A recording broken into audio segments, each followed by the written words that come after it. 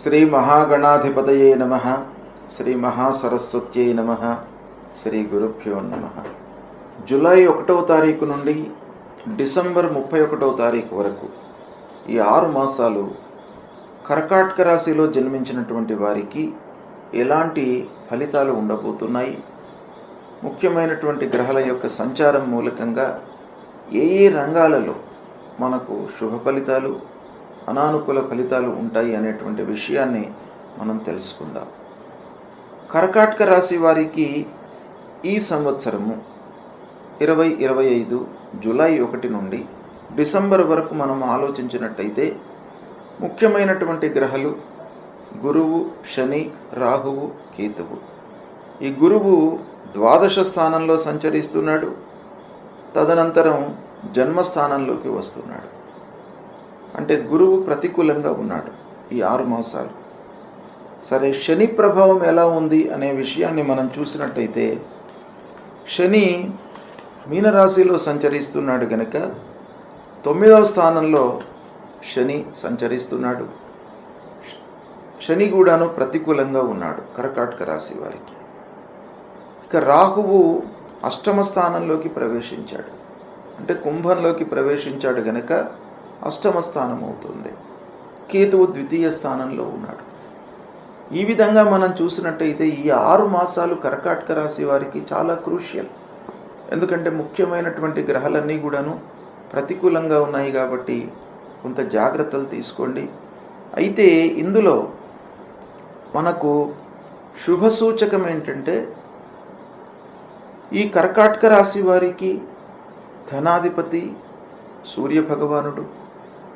సూర్యుడు 3వ స్థానంలోకి వచ్చినప్పుడు, 6వ స్థానంలోకి వచ్చినప్పుడు మనకు ఈ మిగతా గ్రహాల యొక్క ప్రభావము తగ్గే అవకాశాలు ఉంటాయి. సూర్య బలము, సూర్యుడి యొక్క అనుకూలత చాలా ముఖ్యం. దాని మూలకంగా ఈ మిగతా 4 గ్రహాల యొక్క దుష్ప్రభావము తగ్గుతుంది. కాబట్టి ఆ సమయాన్ని మీరు ఉపయోగించుకున్నట్టయితే, కొన్ని పనులు మీరు ఆలోచించి చేసినట్టయితే సత్ఫలితాలను పొందుతారు. అయితే ఈ విధంగా మనం చూసినట్టయితే కర్కాటక రాశి వారికి 12వ స్థానంలో గురువు సంచరిస్తున్నాడు, తదనంతరం జన్మస్థానంలోకి వస్తున్నాడు. ద్వాదశ స్థానం వ్యయస్థానం, ఖర్చు పెట్టిస్తుంది. అన్ని రంగాలలో ఉన్నటువంటి వారికి, విద్యార్థుల దగ్గర నుండి వ్యాపారస్తుల వరకు అన్ని రంగాలలో ఉన్నటువంటి వారికి కూడాను ఖర్చులు ఎక్కువగా ఉండే అవకాశాలు ఉంటాయి ఈ సమయంలో. కనుక ఖర్చులు ఎలాగూ తప్పవు. కానీ ఒక శుభ సూచకం ఏంటంటే ద్వాదశ స్థానంలో అక్టోబర్ 18 వరకు ఉన్నాడు కనుక మీకు మంచి పనుల విషయమై మిమ్మల్ని ఖర్చు పెట్టిస్తాడు. అది కొంతవరకు మిమ్మల్ని తృప్తిపరిచేటువంటి అంశం. కనుక దీన్ని మీరు దృష్టిలో పెట్టుకొని మంచి పనుల కొరకై మీ వైపు నుండి కూడాను కొంత ఆలోచించి మీరు వెచ్చించినట్టయితే అది సద్వినియోగం అవుతుంది. ఇక ద్వాదశ స్థానంలో ఉన్నప్పుడు ముఖ్యంగా మనకు ఖర్చుల మూలకంగా భయభ్రాంతులు, భయానికి గురవుతారు. అంటే ప్రవాహంలాగా వెళ్ళిపోతుంది. మనం సంపాదించినటువంటి డబ్బు నిలవదు, ఏదో రకంగా వెళ్ళిపోతుంది. ఏదో అనారోగ్య సమస్య రావడము, లేదా వాహనములు రిపేర్లకు రావడము, ఇంటి మరమ్మతులు, లేదా ఏవో ఫైన్లు పడడము, ఇలాంటివి ఎన్నో ముందరికి వచ్చి డబ్బులు మనకు ప్రవాహంలాగా మన చేతిలో నుంచి వెళ్ళిపోతూ ఉంటాయి. కాబట్టి తద్వారా కొంత భయభ్రాంతులకు లోనయ్యే అవకాశాలు ఉంటాయి. ఆస్తి విషయంలో తగాదాలు, స్థిర చరాస్తుల మూలకంగా కొన్ని ఇబ్బందులు, లిటిగేషన్స్ ముందుకు వచ్చే అవకాశాలు కూడాను ఉంటాయి. ప్రతి విషయం లోపల కూడాను ఆలస్యము, నష్టము అనేటువంటిది ఈ సమయంలో గోచరిస్తుంది. ఇక ఉద్యోగస్తులకు జన్మస్థానంలోకి వచ్చినప్పుడు ఉద్యోగంలో కొంత మార్పు కనబడుతుంది. అంటే మీరు అంతకు ముందు చేస్తున్నటువంటి ఉద్యోగం లోపల అసంతృప్తి, మీకు అసంతృప్తి కానివ్వండి, లేదా సంస్థ యాజమాన్యానికి అసంతృప్తి మీ వలన కానివ్వండి, ఏదో రకంగా అసంతృప్తి అనేటువంటిది డెవలప్ అయ్యి అది మీ ఉద్యోగానికి భంగం వాటిల్లే అవకాశాలు ఉంటాయి. కాబట్టి కొంత జాగ్రత్తలు తీసుకోవడం మంచిది ఉద్యోగస్తులు. అనానుకూల ప్రాంతాలకు బదిలీలు కనబడుతున్నాయి. ఆఫీసులో మనస్పర్ధలు, వృధా ఖర్చులు. వ్యాపారస్తులు అంతకుముందు చేస్తున్నటువంటి స్థలంలో చాలా ఏళ్ల నుంచి ఆ వ్యాపారము, ఆ స్థలంలో మీరు ఒక నిలదొక్కుని ఉన్నారు, 4 పైసలు లాభాలను ఆర్జించారు. అవన్నీ ఉన్నప్పటికీ ఈ సమయం లోపల జన్మస్థానంలోకి వచ్చినప్పుడు మీకు మనస్సులోకి ఏం వస్తుంది అని అంటే, ఈ వ్యాపారము ఇక్కడి నుంచి మనం మారేస్తే బాగుంటుందేమో అనేటువంటి ఒక ఆలోచన మీ లోపల కలుగుతుంది.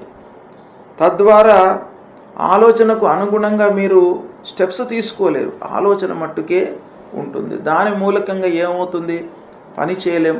అంటే మనకు ఎగ్జిస్టింగ్ వర్క్ మీద మనకు మనస్సు ఉండదు. ఎందుకంటే ఇక్కడి నుంచి మార్చాలి అనేటువంటి ఒక భావన మీ లోపల ఎప్పుడైతే ఉద్భవిస్తుందో అప్పుడు దీనిపైన మీరు కాన్సన్ట్రేట్ చేయలేరు, కొత్త పని మీరు చేయలేరు, గ్రహస్థితి అనుకూలంగా లేదు కనుక. అలాంటివి తలెత్తే అవకాశాలు ఉన్నాయి. తద్వారా ఆర్థిక నష్టము కలిగే సూచనలు కనబడుతున్నాయి కనుక కొంత జాగ్రత్తగా ఉండాలి. ఇక శని ప్రభావం మూలకంగా మీకు స్ట్రెయిన్ ఎక్కువ కనబడుతుంది మీరు చేసేటువంటి పనుల లోపల. అంటే వృధా శారీరక శ్రమ ఒక పక్కన ఉండే అవకాశాలు బాగా ఉన్నాయి. కాబట్టి విఘ్నాలు, ప్రారంభించినటువంటి పనుల లోపల ఆలస్యము, అదృష్టం కలిసి రాకపోవడము, మీరు ఎంత ప్లాన్ చేసి ప్రారంభించినప్పటికీ కొన్ని ఇబ్బందులు గోచరిస్తున్నాయి కర్కాటక రాశి వారికి. కనుక ఆరోగ్యంపై మీరు శ్రద్ధ చూపండి. పనులు కాకపోయేటప్పటికీ మనసుకి అస్తమానం ఆలోచననే ఉంటుంది, పనులు కావట్లేదు అనే దానిపైననే మనస్సు తిరుగుతుంది. కాబట్టి తద్వారా కొంత అనారోగ్యానికి గురయ్యేటువంటి అవకాశాలు కనబడుతున్నాయి. స్నేహితులు, బంధువులతో వైషమ్యాలు, ఇలా వ్యాపారస్తులకు, ఉద్యోగస్తులకు చేసేటువంటి పనుల లోపల ఇబ్బందులు తలెత్తే అవకాశాలు ఉన్నాయి. ఇంటి వాతావరణం మట్టుకు కొంత సంతృప్తిగానే ఉంటుంది. దాని మూలకంగా కొంత స్వాంతన అనేటువంటిది మీ లోపల కలిగే అవకాశాలు ఉన్నాయి. ఇక వ్యాపారస్తులకు కొత్త పెట్టుబడులను మీరు వదిలిపెట్టండి. కొత్త పెట్టుబడుల గురించి ఆలోచించకండి ఈ 6 మాసాలు. తర్వాత మళ్ళీ మనం చూద్దాం. ఇక వ్యవసాయదారులకు, పారిశ్రామికవేత్తలకు కూడాను ఎగ్జిస్టింగ్ వర్క్ పైననే మీరు కాన్సన్ట్రేట్ చేయండి, కొత్త పనులు ప్రారంభించకండి. ఎగ్జిస్టింగ్ పనుల లోపల కూడాను మీకు ఆలస్యము, విఘ్నాలు సంభవించే అవకాశాలు ఉన్నాయి. కాబట్టి మిషనరీస్ను హ్యాండిల్ చేస్తున్నటువంటి వర్కర్స్తో మీరు జాగ్రత్తగా ఉండడం మంచిది. ఇకపోతే ముఖ్యంగా మిమ్మల్ని ఇబ్బంది పెట్టేటువంటి స్థానము అష్టమ స్థానము. కర్కాటక రాశి వారికి అష్టమ స్థానంలో రాహు సంచరిస్తున్నాడు. అయితే ఈ రాహు అష్టమ స్థానంలో సంచరించడం మూలకంగా కొన్ని ఇబ్బందులు, ఆకస్మికమైనటువంటి ఇబ్బందులు మీరు అసలు ఊహించరు, కానీ ఏదో రకంగా ముందుకు రావడము, ఖర్చులు పెరిగిపోవడము, వైషమ్యాలు, విమర్శలకు గురి కావడము, ఉద్యోగస్తులు ఆఫీసులో, వ్యాపారస్తులు కూడాను క్లయింట్స్తో అనవసరమైనటువంటి వాగ్వివాదాలకు, విరోధాలకు గురి అయ్యేటువంటి అవకాశాలు ఉన్నాయి. అనవసరమైనటువంటి ప్రయాణాలు చేయవలసి వస్తాయి. ఇలా అన్ని రంగాలలో ఉన్నటువంటి వారికి కూడాను ఈ అష్టమ స్థానంలో ఉన్నటువంటి రాహు మూలకంగా కొన్ని ఇబ్బందులు గోచరిస్తున్నాయి. ద్వితీయ స్థానంలో కేతు ఉన్నాడు, ఆర్థికపరమైనటువంటి ఇబ్బందులను క్రియేట్ చేస్తాడు. ఈ విధంగా మనం చూసినట్టయితే గురు, శని, రాహువు, కేతువు, ఈ అన్ని గ్రహాలు, 4 గ్రహాలు కూడాను ఈ 6 మాసాలు, ఈ 6 months కర్కాటక రాశి వారికి ప్రతికూలంగా ఉన్నాయి. అయితే మనం ఏం చేయాలి? ముఖ్యంగా ఇలా ఉన్నప్పుడు గ్రహస్థితి మనము డైలమాలో ఉంటాం. అంటే డిసిషన్ మేకింగ్ లోపల ప్రాబ్లమ్స్ క్రియేట్ అవుతాయి. ఒకవైపున గురువు మనకు అన్నీ కూడాను మంచి పనులు, లాభాలు చేకూర్చేటువంటి గ్రహము ప్రతికూలంగా ఉన్నాడు, శని ప్రతికూలంగా ఉన్నాడు, రాహుకేతులు ప్రతికూలంగా ఉన్నారు. కాబట్టి మీరు కర్కాటక రాశి వారు కొంత జాగ్రత్తలు తీసుకోవాలి. అయితే ఇక్కడ మీకేంటంటే సూర్యుడు మంచి స్థానంలోకి వచ్చినప్పుడు, నెలకొక మారు సూర్యుడు మారుతుంటాడు, రాశి మారుతుంటాడు. కాబట్టి మీకు కొంత సంతృప్తినిచ్చేటువంటి అంశం ఏంటంటే ఇన్ని 4 గ్రహాలు ప్రతికూలంగా ఉన్నప్పటికీ 6 మాసాల లోపల కూడాను మధ్యన మీకు 3వ స్థానంలోకి వస్తాడు. అప్పుడు కొంత మీకు ఆరోగ్య సమస్యలు దూరం అవుతాయి. వర్క్ లోడ్ పెరిగినప్పటికీ లాభాలు వచ్చే అవకాశాలు కొంత కనబడతాయి. దాని మూలకంగా మీరు కొంత తృప్తిని పొందుతారు. అలాగే 6వ స్థానంలోకి వచ్చినప్పుడు కూడాను సూర్య బలం పెరుగుతుంది. సూర్యుడు గ్రహరాజు, అన్ని గ్రహాలకు కూడాను ఆధిపత్యాన్ని వహించేటువంటి గ్రహం సూర్యుడు. అలాంటి సూర్యుడు మీకు గోచార రీత్యా మంచి స్థానంలోకి వచ్చినప్పుడు మీకు ఈ 6 మాసాల లోపల కూడాను కొంత మంచి చేస్తాడు. అంటే మీకు ఎన్ని కష్టాలు వచ్చినప్పటికీ, నష్టాలు వచ్చినప్పటికీ ఎదుర్కొనేటువంటి ఒక సామర్థ్యాన్ని మీకు ఆ సూర్య భగవానుడు ఇస్తాడు. కనుక మీరు అధైర్యపడవలసినటువంటి అవసరం లేదు. గ్రహాలు ఎలా ఉన్నప్పటికీ సూర్యనారాయణుడు మీకు అనుకూలంగా ఉంటాడు కాబట్టి మీరు తప్పకుండా ఈ సమయాన్ని సద్వినియోగపరుచుకున్నట్టయితే శుభ ఫలితాలను పొందుతారు. గ్రహస్థితి ప్రతికూలంగా ఉన్నప్పుడు, అంటే అనానుకూల స్థానాలలో ముఖ్యమైనటువంటి గ్రహాలు సంచరిస్తున్నప్పుడు మనము ఆ గ్రహాలను ప్రీతి చేసుకోవడానికై కొన్ని మార్గాలను అన్వేషించాలి. అందులో మొదటి కర్తవ్యము మన వైపు నుండి పాజిటివ్గా రియాక్ట్ కావడం. అంటే గ్రహస్థితి బాగా లేనప్పుడు మనం ఎఫర్ట్స్ ఎక్కువ పెట్టాలి, ఎక్కువ కష్టపడాలి, ప్రతి విషయాన్ని కూడాను ఆలోచించి నిర్ణయాలు తీసుకోవాలి. ఇది మనం చేయవలసినటువంటి పని, కర్తవ్యం. రెండవది పరిహారం. భగవంతుడి యొక్క అనుగ్రహం కొరకై ఈ గ్రహాలను ప్రీతి చేసుకోవడానికై ఆ గ్రహాలకు నిర్దేశించినటువంటి పరిహారాలు మనము చేసుకోవాలి. అందులో భాగంగా ముఖ్యమైనటువంటి గ్రహాలు గురు, శని, రాహువు, కేతువు, సూర్యుడు, అంగారకుడు. ఈ గ్రహాలు మనకు ప్రతికూలంగా ఉన్నప్పుడు ఏం చేయాలి? గురువు ప్రతికూలంగా ఉన్నప్పుడు గురువు నిమిత్తమై మూలమంత్రాన్ని ప్రతినిత్యం కూడాను జపించుకోవాలి.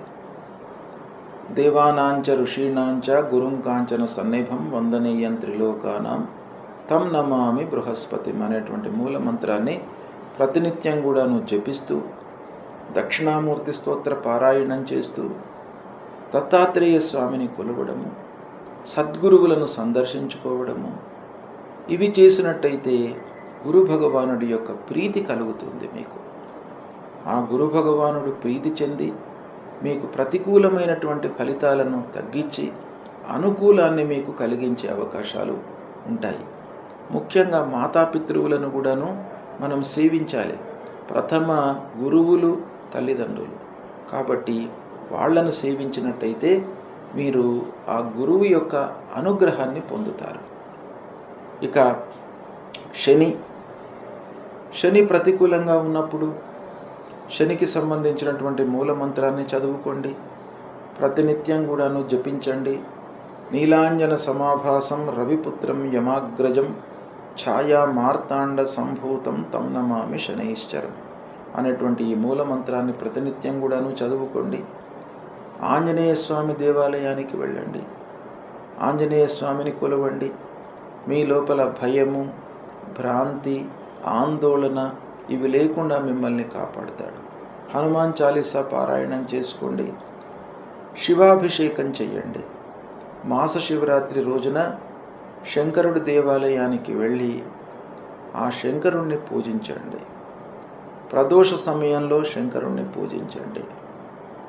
ప్రతి మాసం లోపల కూడాను మాస శివరాత్రి వస్తుంది, అమావాస్య ముందు. ఆ మాస శివరాత్రి రోజున శంకరుణ్ణి మీరు పూజించినట్టయితే మీకు అపమృత్యు దోషాలు తొలగుతాయి. కాబట్టి ఆ శంకరుణ్ణి పూజించండి, ఆంజనేయ స్వామిని కొలవండి. ఇవి రెండు చేసినట్టయితే శని ప్రభావం తగ్గుతుంది. ఇక రాహువు ప్రతికూలంగా ఉన్నప్పుడు రాహు ప్రీత్యర్థమై మూలమంత్రాన్ని జపించండి. అర్ధకాయం మహావీర్యం చంద్రాదిత్య విమర్ధనం సింహికా గర్భ సంభూతం తం రాహుం ప్రణమామ్యహం. ఈ మూలమంత్రాన్ని ప్రతినిత్యం కూడాను చదవండి. అమ్మవారిని కొలవండి. దుర్గామాత, రాజరాజేశ్వరి అమ్మవారిని, మహాకాళి, మహాలక్ష్మి, మహాసరస్వతి ఈ అమ్మవారి స్వరూపాన్ని, ఆ దుర్గామాతను కొలిచినట్టయితే తప్పకుండా రాహు ప్రభావం మీకు తగ్గుతుంది. రాహువు కలిగించేటువంటి దుష్ప్రభావం తగ్గి ఆ అమ్మవారి అనుగ్రహం మూలకంగా మీకు మంచి ఫలితాలు కలుగుతాయి. ఇక కేతువు ప్రతికూలంగా ఉన్నప్పుడు గణపతిని మీరు సేవించండి. విఘ్నాలు కలిగే అవకాశాలు ఎక్కువ ఉంటాయి. మానసికంగా చంచలత్వాన్ని ఇస్తాడు. కాబట్టి మీరు ఆ గణాధిపతిని పూజించినట్టయితే మీకు ఆ కేతువు ప్రీతి చెంది కేతువు మూలకంగా కలిగేటువంటి దుష్ప్రభావం తగ్గుతుంది. అంతేకాకుండా కేతువుకు సంబంధించినటువంటి మూల మంత్రాన్ని ప్రతినిత్యం కూడాను చదువుకోండి. ఫలాశ పుష్ప సంకాశం తారకా గ్రహమస్తకం రౌద్రం రుద్రాత్మకం ఘోరం తం కేతుం ప్రణమామ్యహం. ఈ మూల మంత్రాన్ని చదువుకోండి. మీకు ఈ గ్రహాలు ప్రీతి చెంది దుష్ప్రభావము తగ్గే అవకాశాలు ఉంటాయి. కాబట్టి ఈ ప్రతికూలంగా ఉన్నప్పుడు ఆ భగవంతుణ్ణి కొలవడము, కీర్తన చేయడము, లలితా సహస్రనామ పారాయణం చేయడము, విష్ణు సహస్రనామ పారాయణం చేయడము, సూర్య నమస్కారాలు చేయడము, సుబ్రహ్మణ్య స్వామిని కొలవడము, ఇలాంటివి మీరు చేపట్టినట్టయితే ఆ గ్రహాల మూలకంగా కలిగేటువంటి దుష్ప్రభావము పూర్తిగా నిర్వీర్యమవుతుంది. ఆ భగవంతుడి యొక్క అనుగ్రహానికి మీరు పాత్రులవుతారు, శుభ ఫలితాలను పొందుతారు. తప్పకుండా ఈ పరిహారాలను పాటించండి.